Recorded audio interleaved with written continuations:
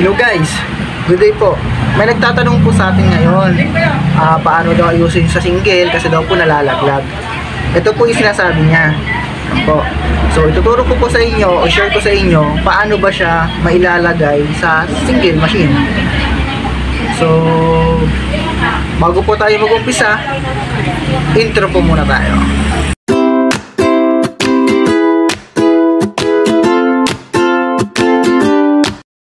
Yan po, para sa yung nagtatanong, mami, ganire po yan. Yung kaya siguro ito nalalaglag kasi baka ito lumuwag. I-check nyo po ito, may tornilyo dito. Yung tornilyo iba-iba. Ito kasi nawala na yung tornilyo kaya nilagyan na lang ng kapalit. Yung tornilyo yung karamihan single, maliit lang dito. Ang gawin nyo, luwagan nyo na lang po muna. Tapos, ito siya. May nakalagay siyang ganire. Yan. Mas maganda kung mayroon ito kasi para maluwag yung hatak ng sinulid. Pero kung wala namang ganito, pwede rin. Or pwede ka rin maglagay ng yung kawad ba? Yung sa kawad ng alambre. Pwede rin yun. Pumuto lang kayo ng 1 inch and 1/8. 1 and 1/8. Pumuto lang po kayo tapos isalpak nyo dito.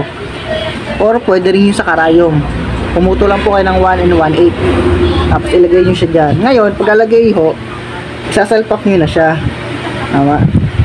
Pag salpak nyo, i-check nyo rin pala kung etong ganito, ito may tornilyo yan. I-check nyo rin pala kung lumaluwag. Kung maluwag naman to, higpitan nyo na lang. Tama? So, isasalpak nyo na. Pag salpak nyo ng ganito, salpak nyo siya. Kailangan yung mismong sakto lang doon sa pagsalpak niya. Bakit? Kasi nga may ilagay tayong ganito. Okay ho? Kailangan kasi yung katawan na iliit. Kailangan sakto lang siya. 60 pesos nga lang.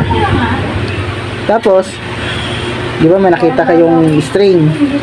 Ganire. Yan string. Yung taas ng string, mula ganyan kalayo. Tapos sakto lang yung dikit mo dyan. Ganyan yung siya kataas. Tama? Pero paano kung walang string? Pwede rin naman. Pwede rin naman may string. Ito kasi may string kaya ganyan kataas. Kung wala, pwede rin naman. Basta isalpak nyo lang sakto. Yung tamang lapat lang. Tapos higpitan nyo na yung tornilyo dito para hindi na malalaglag. Higpitan nyo lang ito. Siguraduhin nyo lang na mahigpit para hindi na siya malaglag.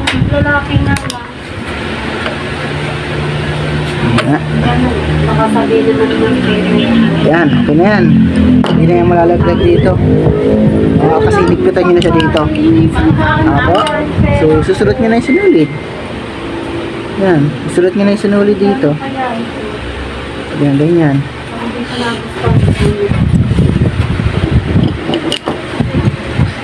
So, yan, susulatan natin siya ng sinulid. Yan, para maidamay ko na yung pagsusulat ng pagsusulat ng sinulid, ganyan lang.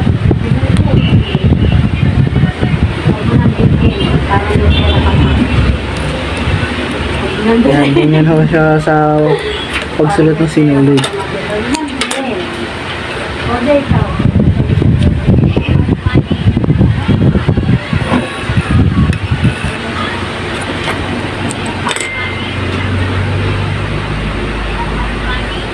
Yan, okay na po.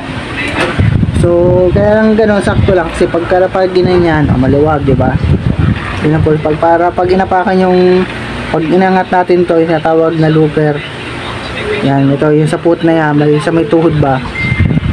Pag inangat yan, lumuluwag to, doon gumagalaw to. Gumagalaw. Ito hindi pinapakan.